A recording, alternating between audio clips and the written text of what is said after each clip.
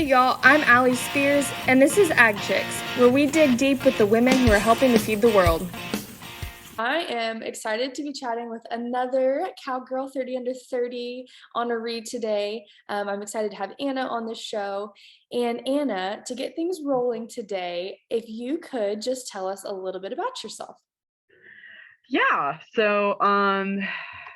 I was born and raised in California Central Valley. My family owned and operated a small walnut, almond, persimmon kind of farm. We had a lot of other little farm creatures too, mostly horses and geese, maybe a few chickens, dogs, even two parrots.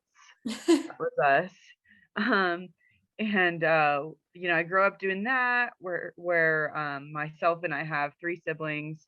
We worked the farm. My dad also got a lot of help with it. It was like, at the time, and this is pretty, I feel like pretty common in California. Farming was just kind of like a second job for him. His primary occupation was he was a union HVAC guy, and he would kind of travel at first when I was younger all over California, like Northern California, fixing air conditioners. And then as time went on, he got more into fixing like agricultural systems like pumps and wiring warehouses for processing and things like that. So that's kind of like where I grew up. I lived there my whole life. In Escalon is the name of the town. And then I kind of it was I'd always been into horses, always been a pretty outdoorsy. I spent a lot of time, more time outside than inside when I was younger. And then of course when I got more involved in school, I tried to do my best as best as I could in school. Awesome. Okay, so Escalon, you're gonna die. So my dad is actually from Escalon. Oh, I Yes. didn't. What a small world. Oh my Um, God. this was not planned for those who are listening. We had no idea. And if you do not know where Escalon is, you probably wouldn't if you didn't know that it was there. It's a very small agricultural community, farming, dairy, a lot of dairies there. So that's too funny. I'm sure our families know each other in some way, shape, or form. Really? Oh my God. Yeah. I grew up out on Carrollton Road. We Okay. still live we still have the we have about 18 acres, but my family's still there. Okay, that's so funny. Yeah, my great grandfather was an auctioneer there, and then they had like a very small dairy and cattle operation, and they farmed. And my great grandma lived there until she died. And then, yeah, my dad moved to Brentwood, which is where they live now. But that's so funny. Yep, small world, small world. I love Wow. that. Yeah. See, agriculture is Yeah. big, but it's very small. It really is. Yeah, it is.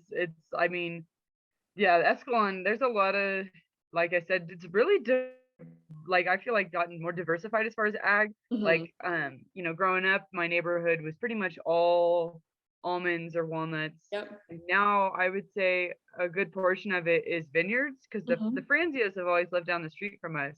Okay. But they really bought up a lot of property out there, and they've got a lot of vineyards, and they're good people. I really like the Franzias. Yeah, yeah, that's so funny. Small world. I'll have to tell my dad that Yeah. and tell him your last name. So he'll probably be like, "Oh yeah, I know them," or whatever. Yeah, Um, probably. crazy, crazy. Yeah. So okay, so let's Definitely. jump forward to now. So what is kind of your day-to-day look like now? So I am not really involved in agriculture, so to speak, on a larger scale anymore. Mhm. I am actually an arborist with the Okay. local utility. That was just kind of the job that I found. I don't know, it's been 3 years, a little more than 3 years. That it was just I kind of stuck with it. And then when the pandemic hit, I was like, this is a great job. It's pandemic proof. Yeah. I can keep doing it. So I've been sticking with that. So what I do is I'm kind of a liaison between the utility down here, which is Southern California Edison, because I actually live in Bishop, California now. Okay. I don't live in Escalon anymore, but I moved out of Escalon when I was like 18. But yeah, Bishop is my home, and I do my day-to-day is kind of working with tree crews and utility vegetation management. It's a really sweet job. I'm still outside. I'm still dealing with the public, which I like because I know a lot of people in Bishop because I've Hmm. been here for about 10 years now. 10 years this June. And so like on and off. I wasn't here the whole time, but so I really like that job. It keeps me outside, it keeps me active, and it keeps me engaged with the community. So can you describe what that even is for somebody who maybe is listening that's like, what is an arborist? So yeah, so basically like you know, in California, we have a really obviously big wildfire problem, Mhm. especially in our wildland urban interface, which is the areas where a lot of people like to live, the beautiful mountain towns like Mammoth Lakes and Mount Shasta, Big Bear. Those are a lot of like beautiful mountain towns, but they're in this zone within the trees. And so where there's power lines that go through those high fire areas and non-high fire areas too, there's trees. And so they have, each utility has a dedicated vegetation management program. And I kind of just work within that, and I look at the trees. I kind of like my originally, like before I moved up, I was the one assessing them. So I would go out, do a full inspection of the tree, make sure it looks good. Or if it gets too close to the lines, we have state laws that we have to follow. Mhm. Pretty strict state laws, saying, it can't get closer than, 10 feet or 6 feet, Right. depending on the voltage and stuff like that. And so I, kind of got this training where I can tell visual distances. I also use like range finders and other tools to tell me. And so we want to make sure the trees stay out of what's called the right of way. And also I talk to like the tree crews, I direct them, and then I deal with the public too. I talk to people, like there's a lot of people who don't want the utility to touch their trees, and I'm kind of there to be like, this is why it's a good idea for your trees to not touch the power line. Right, right. So that's Yeah. yeah, that's my primary occupation. That's my day to day. And so is that something that you always knew you wanted to do, or how did that kind of come about? Not even a little bit. No, well, it's actually really ironic. So when I went to junior college at Modesto Junior College, Okay. and that's a pretty ag heavy junior college, and I kind of thought Mhm. that I might do ag, but I really liked forestry because I always loved hiking and being in the forest too. It's like my two great loves were really like of the outdoors. It's like ag or forestry, and I just kind of went. I really was interested in forestry, but there weren't really like a lot of forestry programs at MJC. And then I took a geology class actually, and that's what I ended up majoring in, was Okay. geology. So not even close to ag or forestry, but I'd always, maintained that love of it, and being outside with the trees and stuff like that. And so yeah, it's funny how it kind of came full circle, because I think if maybe like, because I was also looking at some of the UCs that I wanted to go to when I was getting ready to transfer, and the ones that I was interested in didn't really have forestry programs. And so I kind of was like, well, I'm gonna go this other route. But it's funny how I ended up here anyways. I know, right? And that's funny that you say, you had these interests in ag and in forestry, and then you studied geology, but really, I mean, it all does work together, right? I mean, Yeah, even 100%. though it may not sound like it could or it would, it does, because you need the Right. ecosystem and the forestry, and then there's the grazing and all that kind of stuff. I mean, it all works together as the environment that we are in. Absolutely. Absolutely. Yeah. Um, so yeah, I just it's funny. I'm technically kind of not using my degree, but that's okay. I'm Yeah. just glad I did it. Well, and I think that a lot of people get really stuck on, oh, I got my degree in this, but I'm not working in that field. But I also feel like sometimes we forget that college is just like a process of figuring out who you are too. And there's a lot that can be learned and said for that as well. Um, and things kind of relate to each other that you would not anticipate as well. Just kind of like you said, geology and Yeah, forestry and all that kind of stuff. exactly. And Yeah. then, if I'm not mistaken, you also do something with like packing, correct? So So, that's the other part of my story. Yeah. yeah, so let's talk about that. Tell me a little bit more about that. So I got into packing when I was 16. My mother joined a local unit of this this organization, wonderful organization called the Backcountry Horsemen. Okay. And the Backcountry Horsemen, they're a national organization that is dedicated to education, trails, and keeping, backcountry open and accessible for everybody. And so she joined when I was 16, because we'd always been into the horses, and as we got older, kind of the campgrounds that we like to go to just to camp got more crowded. And so my mom was like, well, how can I bring the horses into this? And so we found some nice horse campgrounds in the Sierra Nevada mountains above Escalon. And so we kind of got into that starting, like I said, when I was 16 or so, maybe a little before that. But she joined the unit when I was 16, and then we signed up for a pack trip with a local pack station up in at Aspen Meadow. And we loved it. We were like, this is the coolest thing ever. The mules and the guys working there were so kind and nice. So like, these girls who were horse savvy, but, weren't necessarily wilderness savvy. And so we really got into the camping with horses. Like, it was just the best thing like a 16-year-old could want, is like to just, my mom would take us and we'd be gone for like 2 weeks. Yeah. 2 weeks out of the summer, we'd just go camp with the horses, and we wouldn't pack them. We would just go to like a dry camp, or they have a nice horse camp, and we'd just stay there and range out. And so when I was getting ready to turn 18, my parents were like, well, you're not, I wasn't really into distance running in high school, and I wasn't doing that anymore during my summers. So they were like, you should probably get a summer job. And so I was like, okay. And so I tried to go work at the pack station. At first they were just kind of like, no, we're full up on hires, and we don't really want to train anybody this year, especially like a girl who doesn't really know what she's doing. And so, even though I'd had like a little bit of experience with backcountry horsemen and stuff like that, it wasn't worth it to them. And so that, I kind of like was like, well, shoot. But then a friend of mine hit me up, and she was like, well, and this was the next summer after my first year of junior college.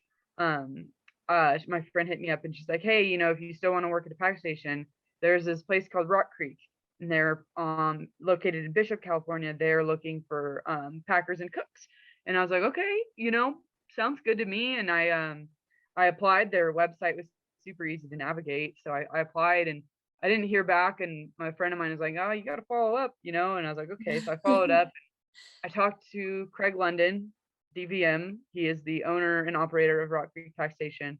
I had like a 2-hour, very weird interview, which he is known for. Yeah. Like, that is his thing, like to give, because he wants to get to know people. He really wants to get to know them. So he asks the weirdest questions. He definitely asked what my GPA was, but just other things that were just completely off the charts. I can't even remember, but they were very weird. Like, I think he asked me what my mom did for work, and I was like, what does that have to do with me? Yeah. Anyways, how is that relevant? Yeah. And so, and it was, he's like, well, you're only 18. I don't know. I'll give you a call back. And I followed up a couple days later, and he's like, well, why don't you come to Mule Days, and I'll interview at Mule Days, and we'll see how that goes. And I didn't really know what Mule Days was. I'd heard about it from the other backcountry horsemen, but I wasn't like super familiar with it. But, me and my mom made arrangements to go. We were like, let's go to Mule Days. It sounds like fun. And so Mule Days is held every year, Memorial Day weekend. And it's this big, huge celebration of the mule. Everything that you can imagine done on horses, they do it on mules during this whole week. It starts today, actually, this year. And like my friends, they're doing the halter class this morning. They've got halter classes, and then they have dressage, they have hunter over fences. The big one that I love, besides the packing, of course, is the wagon classes. My God, like the coolest equipment you'll ever see. That, and they judge them. They judge the guy who's pulling these things. And so I went to that my first year for my interview, not even like ready for it. And I was like, this is the coolest thing I've ever seen. Like, I always talk about seeing one of my best friends, Brian, like he's now one of my best friends and mentor, but I saw him like in the arena at Mule Days. I'm like, that is a cool guy right there. Yeah. This is the coolest thing ever. I was like, these are my coworkers, like potentially, like, wow. Yeah.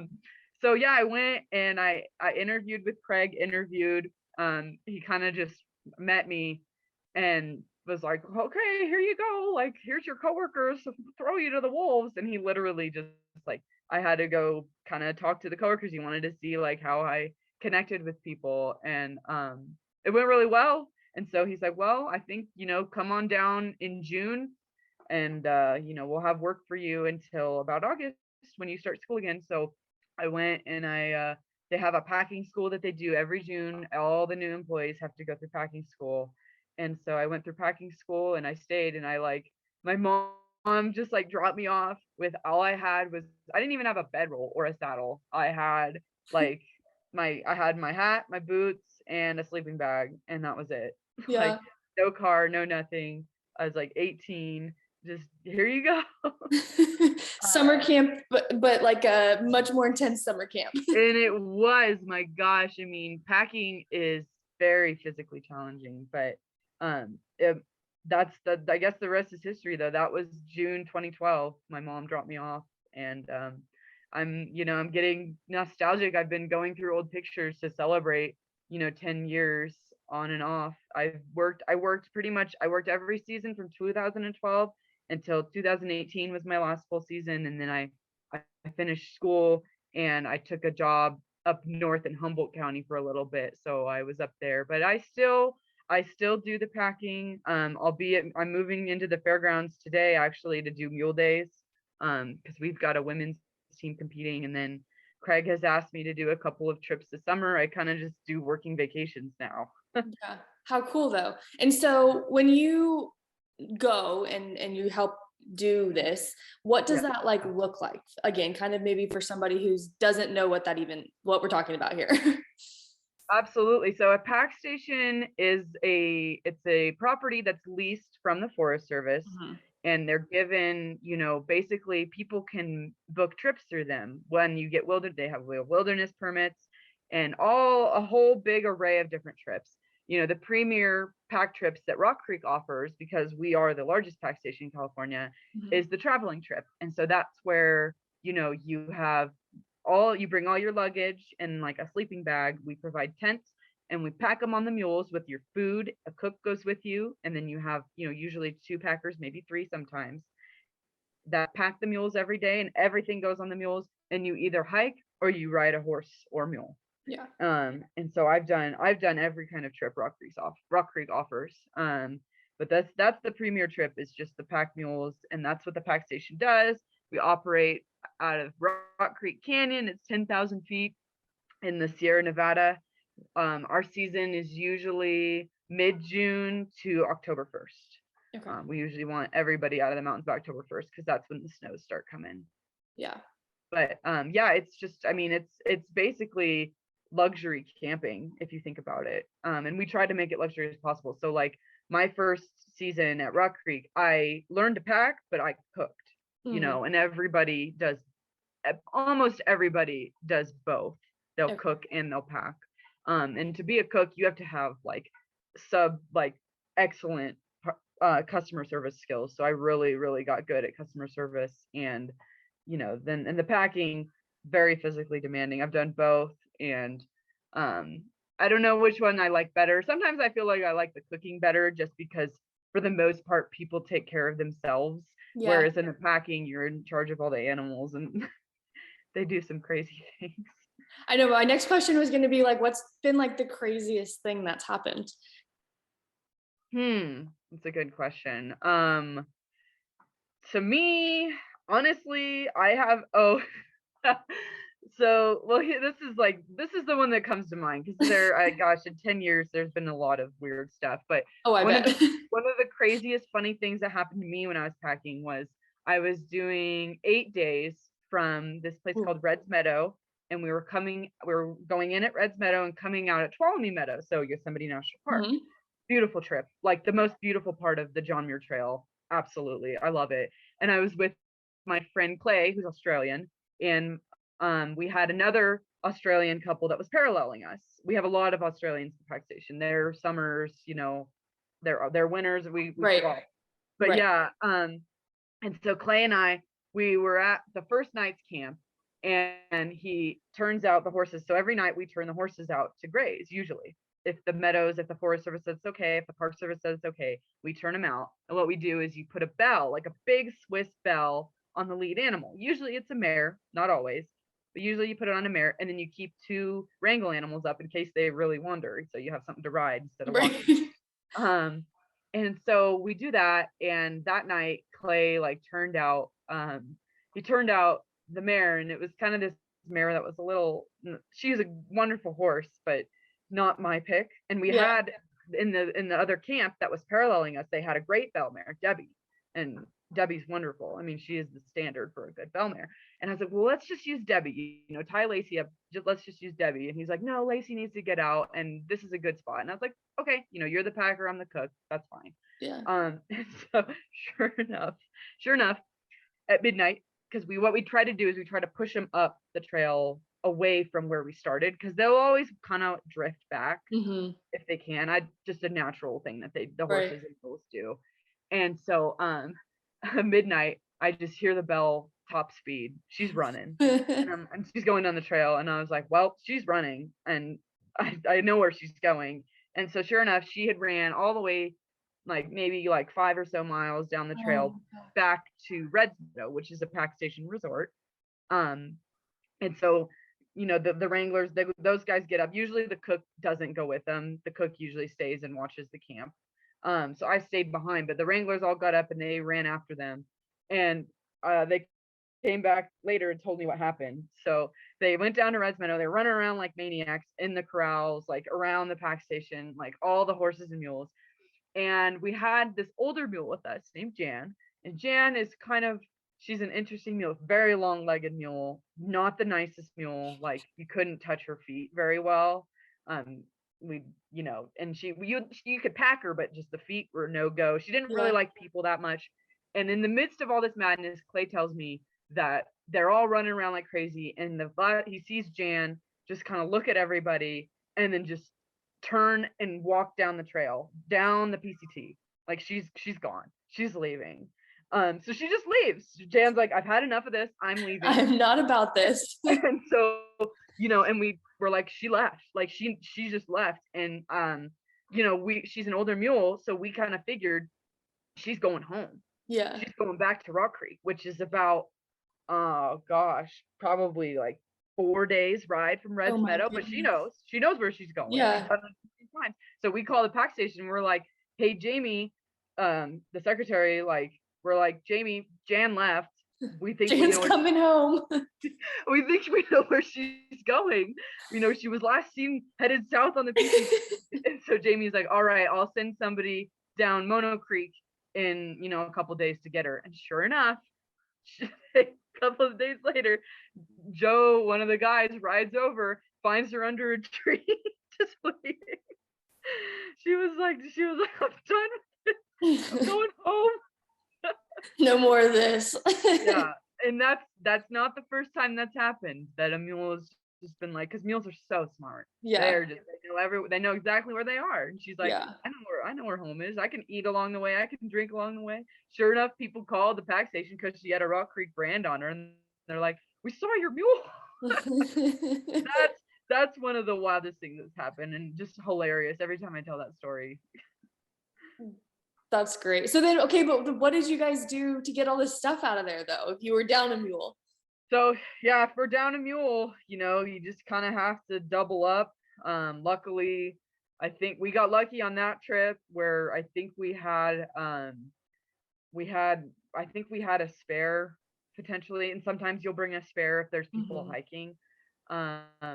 Also because that's right. And we also, since we had Marta and Andrew who were paralleling us, that other couple, they had room too. So they took some of our stuff. Gotcha. So we got lucky. If we had to, though, because we were only less than a day's ride from where we started, we could have called Craig and been like, hey, send us another mule. I gotcha. With this one, we were able to fit everything. Nothing like an adventure in the great outdoors, right? Oh yeah, so funny. Well, Anna, I appreciate you taking time to chat with me. And kind of my final question here is, what made you apply and kind of want to be a part of the Cowgirl 30 Under 30?